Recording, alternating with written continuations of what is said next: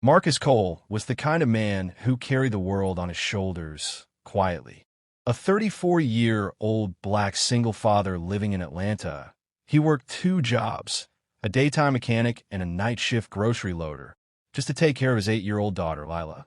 People always said Marcus had the look, strong jaw, quiet eyes, soft smile, and the patience of a man who had seen too much too early. But life had not been kind. His wife, Jasmine, died in childbirth.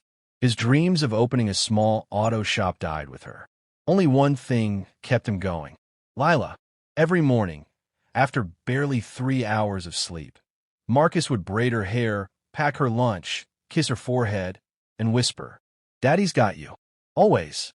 He thought life had settled into a predictable routine, until the morning the richest woman in Atlanta woke up in his shirt. The night that changed everything. It started with rain. Heavy, brutal, nonstop rain. Marcus was closing his tiny garage shop, the place he rented part-time from an old friend, when a black luxury car skidded across the road and slammed into a street pole. He sprinted toward the crash, heart pounding. Inside, he saw a woman unconscious against the steering wheel, airbag deployed, forehead bleeding slightly. Her clothes looked expensive, her nails perfect, her perfume unmistakably high-end. Marcus forced the door open and lifted her out. She was surprisingly light.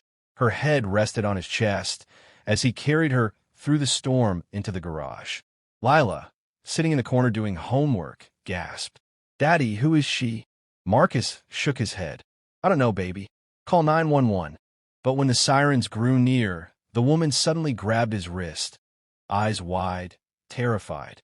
"No hospital, please." Her voice was hoarse but powerful, the kind of voice used to being obeyed. Marcus frowned. "Ma'am, you hit a pole. You need no hospital," she repeated. "Just somewhere safe." Marcus hesitated. Her fear was real, and for reasons he couldn't explain, he trusted it. So he made a decision that would change his life forever. He took her home. Marcus's apartment was simple, small living room, 2 bedrooms, barely furnished. He put the woman on his bed and cleaned the wound on her forehead. Around midnight, her wet clothes needed to be changed. Marcus looked away respectfully as he placed one of his shirts on the bed. "This is all I have. It's clean," he said. Lila whispered, "Daddy, she looks like a princess." To Marcus's surprise, the woman smiled weakly. "Thank you, sweetheart." Then she fell asleep moments later. Marcus slept on the floor outside his own bedroom door. At sunrise, Marcus woke up to the smell of coffee, which was strange because he never had time to make any. He rushed to the kitchen and froze. The mysterious woman was standing barefoot, wearing his oversized shirt, making breakfast like she had lived there for years. Her hair was brushed, her smile warm, and she somehow looked even more expensive wearing something that cost him $12 at Walmart. She turned to him and said, "Good morning, Marcus." His heart nearly stopped. How do you know my name?" She lifted her phone.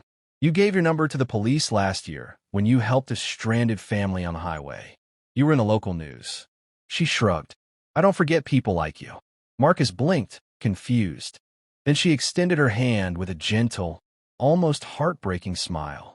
"I'm Elena Harper." Marcus's jaw dropped. Elena Harper, CEO of Harper Tech, the youngest female billionaire in Georgia. A woman who didn't even breathe the same air as people like him. And she was standing in his kitchen, wearing his shirt. Elena sat at the table, sipping coffee. "I know what you're thinking," she said. "Yes, I'm that Elena. But today I'm just a woman who needed help." Marcus didn't know what to say. "Why didn't you want the hospital?" he finally asked. Her eyes darkened. "Because someone tried to kill me." Marcus stiffened. "I was returning home from a board meeting when someone cut my brakes. My driver jumped out before the car crashed. I didn't have time to call anyone. If the news found out, my entire company would collapse." Marcus swallowed hard. "You're in danger right now?" "Yes," she whispered. Then she looked at him in a way that felt too intimate, too soft. "And the only person I trusted last night was you." Marcus felt a strange warmth in his chest. Elena stayed the entire day. Not because she had to, but because she wanted to. She helped Lila with homework, washed dishes, sat on the floor playing board games, and laughed genuinely, for the first time in months. Marcus watched her quietly. She was nothing like the media said, cold, ruthless, untouchable. Here, in his apartment, feeding Lila pancakes, she looked human. Lonely even. When Lila asked, Auntie Elena, do you have kids? Elena froze. Marcus saw pain flicker in her eyes. No, sweetheart. I don't. She looked at Marcus for a moment too long. That night, after Lila slept, Elena walked to the balcony. Marcus joined her. Wind blew softly. Her hair moved with it, dancing in the moonlight. She looked at him with a small smile. You're wondering why I'm still wearing your shirt, right? Marcus chuckled nervously. Kinda. Her gaze softened. It's because it makes me feel safe. Do you know how long it has been since I felt safe around anyone? He didn't speak. He didn't need to. Then she said the words that left him frozen. Marcus, I don't want to go back. He stared at her. What do you mean? I want to stay with you. With Lila. At least for a little while. I don't want to be Elena the CEO right now. I just want to be Elena, the woman who feels human when she's near you. Marcus felt his heart skip a beat. Why me? He whispered. She looked directly into his eyes. Because you don't want my money. You don't want my company. You didn't even want my name.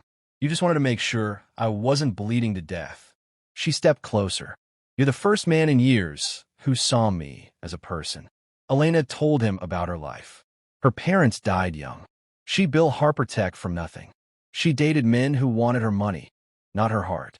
She trusted board members who wanted her company, not her leadership. She was powerful, but painfully alone. Marcus told her about Jasmine, the love he lost, the nights he cried quietly so Lila wouldn't hear, his fear of loving again. They sat in silence for a long time. Then, she took his hand. Her fingers were soft, delicate, trembling. Marcus, she whispered, stay with me. That night, nothing physical happened. Just two souls, broken in different ways, finding warmth in each other's presence. Sometimes the most intimate thing is simply staying. The next morning, a black SUV parked outside Marcus's building. Elena's body stiffened. That's them. Marcus pulled her behind him instinctively. Two men in suits came out. Miss Harper, the board is waiting. You disappeared for 24 hours. That is unacceptable. Elena's voice was cold. I didn't disappear. I survived. The men glared at Marcus like he was trash. What were you doing with him? Elena stepped forward and said words that shocked everyone. He saved my life. And if you disrespect him, again you're fired. The men froze. Marcus stared at her like she had just turned into fire. As the SUV left, Elena turned to Marcus. Marcus, I want you and Lila to move into my guest house. He stared at her. Elena, that's insane. No, she whispered. Insane is going back to a world that wants me dead. You and Lila. You're the only family I've felt in years. Marcus took a long breath. I'm just a mechanic. You're you.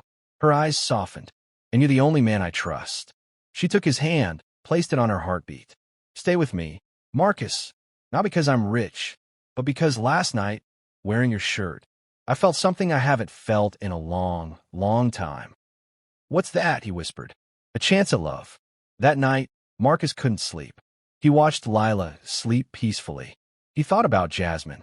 He thought about Elena. He thought about the danger and the possibility. Love had knocked on his door in the strangest way possible. The next morning, he called Elena. Elena. Yes. Her voice trembled. We'll come. There was silence. Then he heard her crying softly. Thank you, Marcus. Elena sent a car to pick them up. Her mansion was enormous, but she walked barefoot across the marble floor, still wearing Marcus's shirt like it was armor. Lila ran inside excitedly. Daddy, look, she has a pool, and a huge kitchen, and a real library. Elena loves it. It's all yours now. Marcus raised an eyebrow. For how long? Elena stepped closer. For as long as you'll have me. He looked at her, this powerful, brilliant, lonely woman, and saw not a billionaire CEO, but a woman who wanted a home. With him, that night, standing on her balcony overlooking the city lights, she hugged Marcus. Marcus, she whispered. When I woke up wearing your shirt, I realized something. What? I realized I didn't want a mansion or a boardroom or $1 billion. I just wanted someone who made me feel safe. She touched his chest gently. And that someone is you. Marcus held her close. For the first time in years, he felt alive again. And Elena Harper, the billionaire CEO feared by millions, finally felt what she had been missing all her life. Home.